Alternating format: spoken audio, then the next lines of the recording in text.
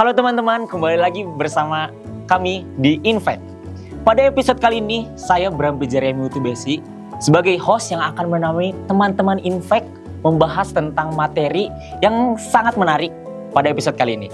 Nah, episode kali ini membahas mengenai resistensi antibiotik. Nah, pada episode kali ini, saya tidak akan sendirian di sini, tapi akan ditemani oleh dua narasumber yang sangat keren-keren dan juga kece-kece. Nah, Kak, boleh perkenalkan dirinya, Kak? Halo semuanya, aku Novalinda Amelia Tuarisa dari S1 Keperawatan tingkat 3. Dan Bang? Halo semuanya, saya Raja Utajulu dari S1 Keperawatan tingkat 3. Hai Kak, hai Bang. Sudah mau menemani saya di acara Infect pada kali ini. Nah, topik yang akan kita bahas pada episode kali ini tentang resistensi antibiotik. Tapi sebelum itu, apa sih resistensi antibiotik?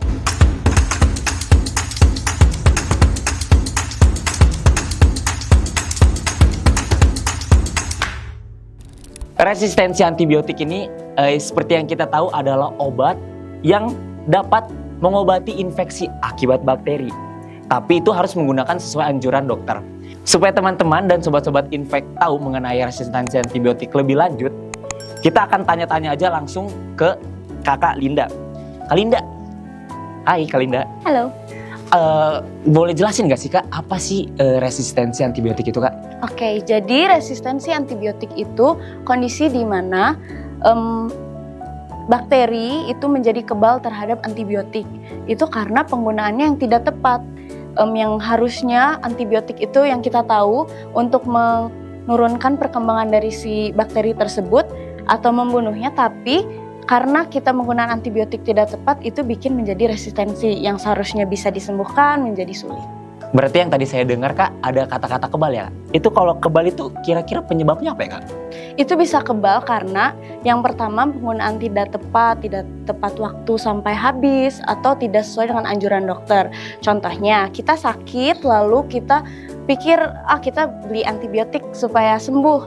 Sedangkan seharusnya penggunaan antibiotik itu sesuai dengan dosis sama resep dokter. Nah, contohnya kita anggap antibiotik itu sebagai tentara dan si bakteri itu sebagai penjahatnya.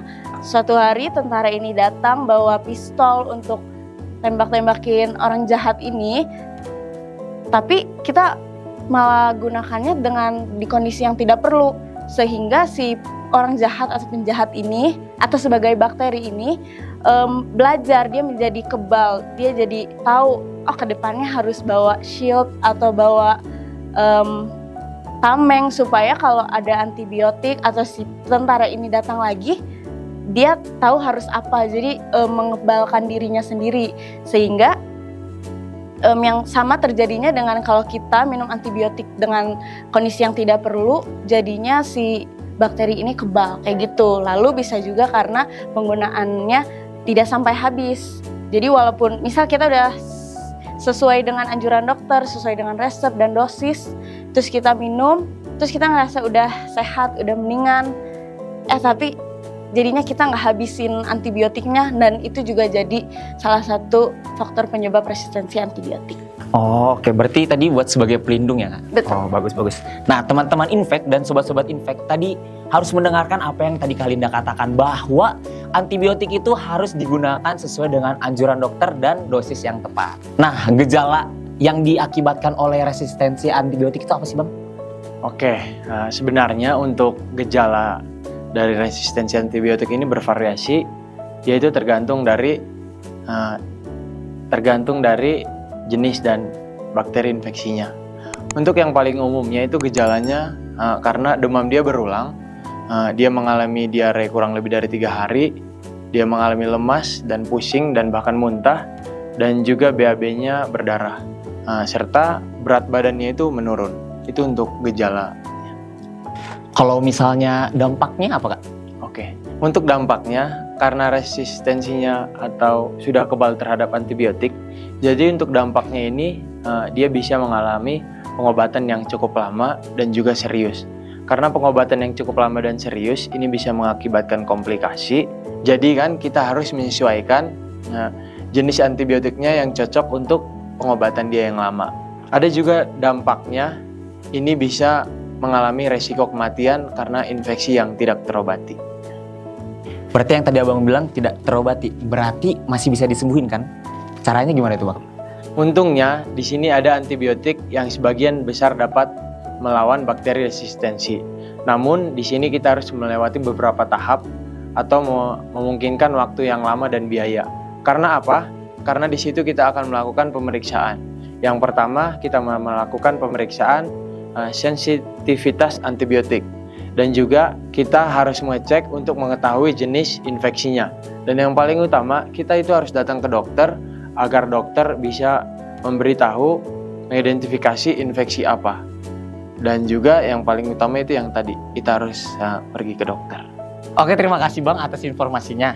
Nah kak, ada cara lain gak sih kak untuk mencegah resistensi antibiotik ini selain pergi ke dokter? Ada, tentu saja. Sebenarnya simpel ya, kembali ke awal kayak yang kita harus lakukan tuh setiap kita mengkonsumsi antibiotik harus sesuai dengan anjuran dokter, dosis dari dokter, resep dari dokter, dan wajib dihabiskan.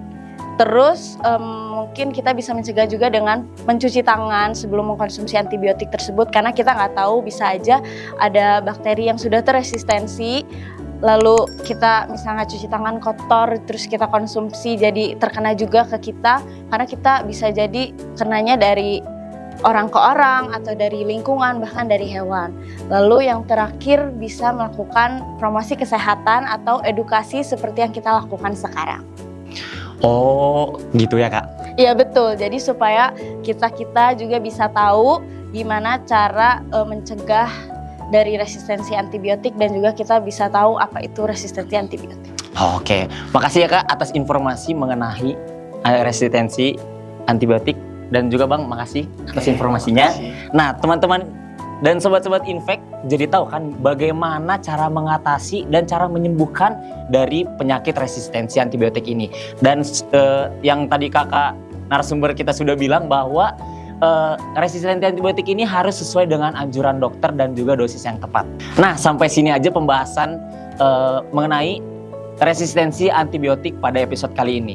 Jangan lupa nonton episode-episode yang lain yang tidak kalah menarik dan juga menambah wawasan teman-teman dan sobat-sobat Infek. Terima kasih teman-teman dan sobat-sobat Infek yang sudah menemani kami pada episode kali ini. Saya Brambi Jeremy Utubesi. Saya Linda. Saya Raja Hutazulu. Pamit undur diri di Infek Real Talk, Real Health.